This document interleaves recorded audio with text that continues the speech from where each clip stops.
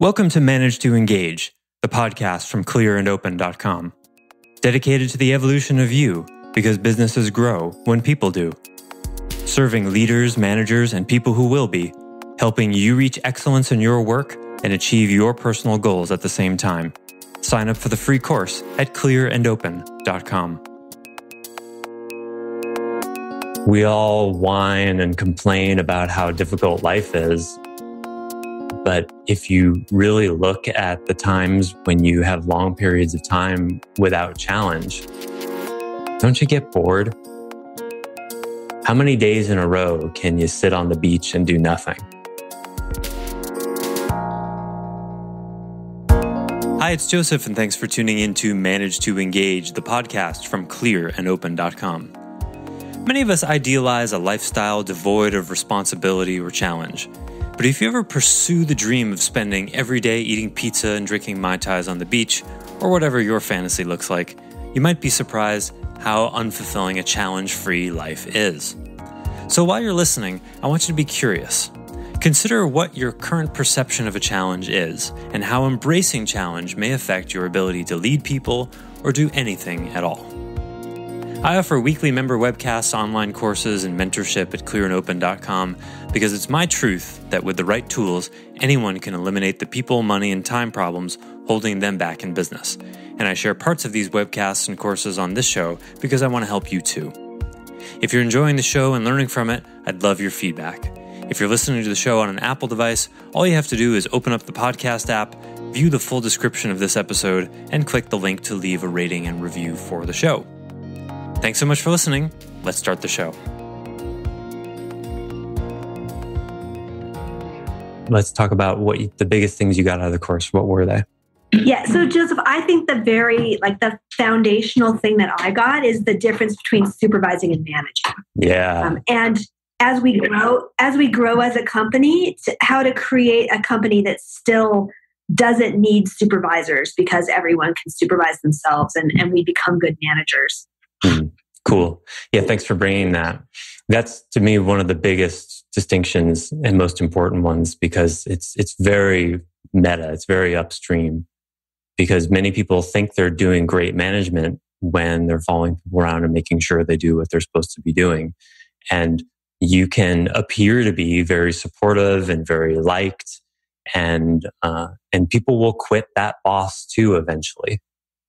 Because even though a good supervisor can be warm and friendly and supportive and all that, the long-term effect of that is the person is not going to grow. And they're going to know that on some level. They're going to be able to feel that. Even though people will very often not ask for it, they really deep down want to be challenged. And I think that's one of the other important takeaways is that we all whine and complain about how difficult life is.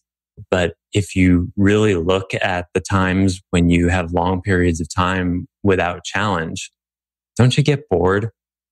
How many days in a row can you sit on the beach and do nothing? 4 or 5, maybe 10. Probably a lot. Well, I'll tell you something, guys. All of the days, Victor writes. All of the days. When I first moved to Maui, I lived on the south side where the weather is relentlessly perfect. I mean, there are like 5 rainy days a year there. And I spent a lot of time on the beach. And I found the limits of that. It's just like how many days in a row can you eat your most favorite food, right? Does the pizza or does the sushi or whatever it is get old? And yeah, you, like Victor just wrote, you should test it for yourself. I encourage everyone, whatever it is you think you want, like the heaven on earth, whatever you think that is, I think you absolutely should pursue that. Go get it. Because either of two things is going to happen. You're going to find that's it and you've arrived and you're done. Or you're going to find out that that's not actually it. You win either way. So find out. But what's dangerous, I think, is when people don't pursue that experience of getting exactly what they want.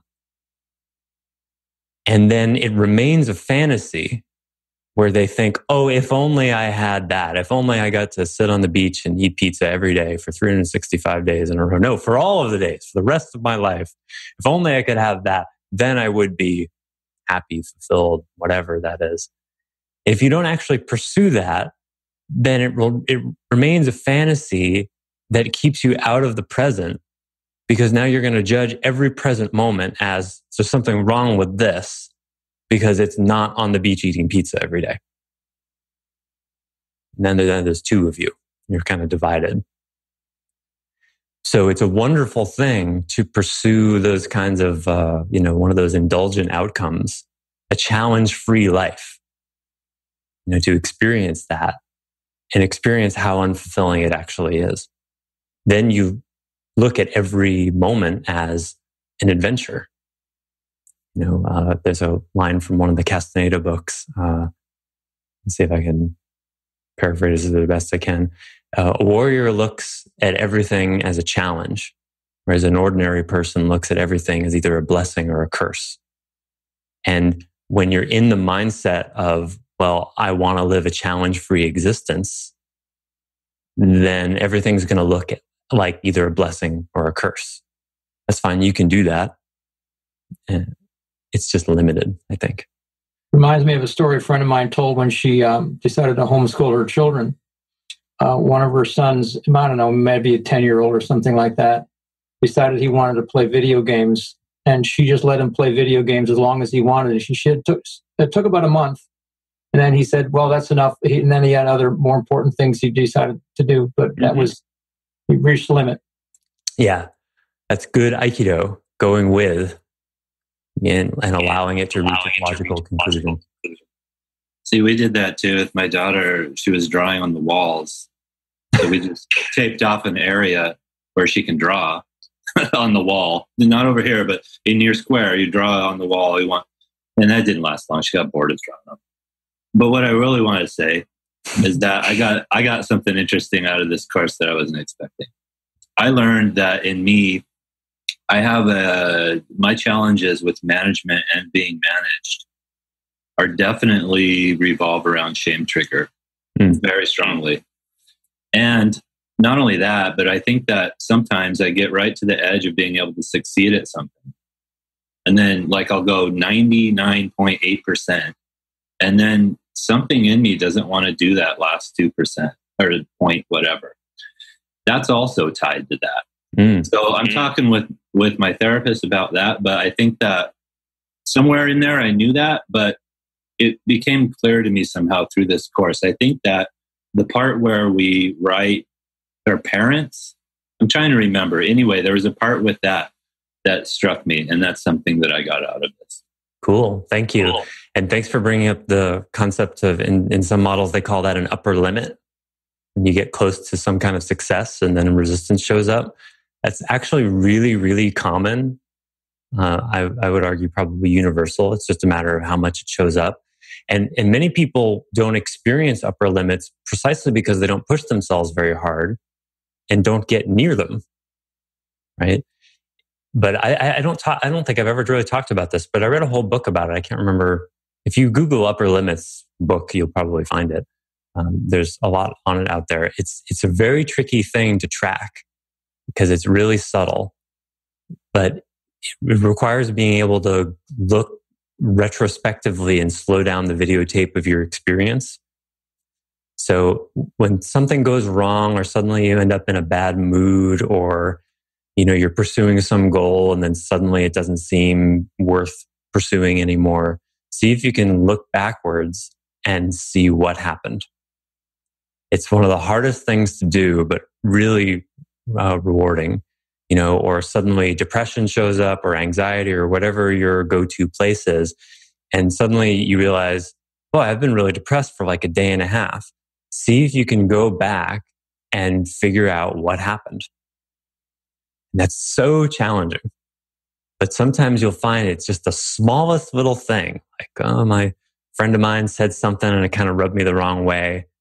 And then I made up a story about it. Then I made up a story about that. And, it's very easy to go from a sideways comment to people suck, for example, that could cascade really fast.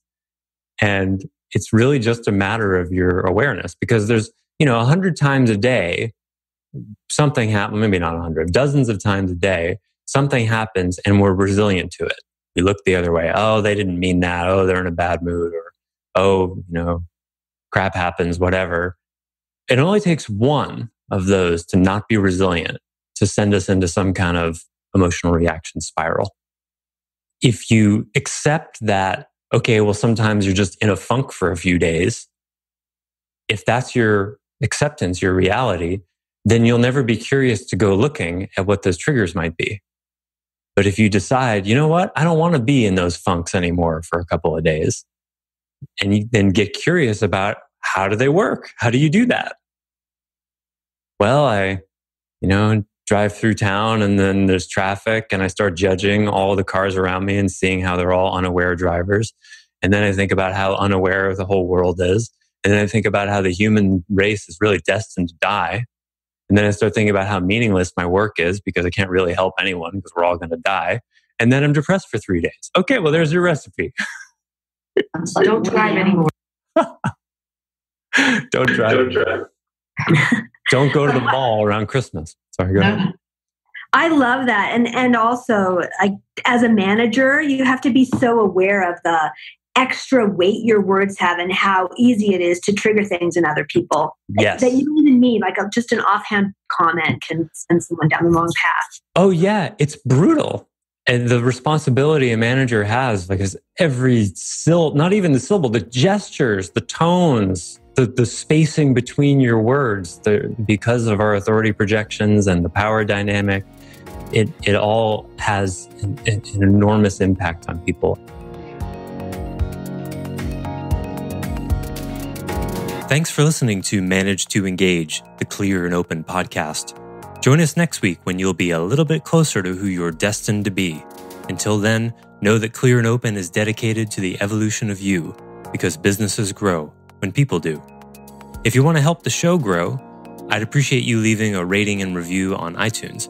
All you have to do is open the Apple Podcasts app, view the full description of the episode, and click the link to leave a rating and review. Or you can go to clearandopen.com/review and it will bring you to the right place. If you're looking for more support on your journey, head over to clearandopen.com for even more tools, articles, and free resources. Thanks so much for listening. Bye for now.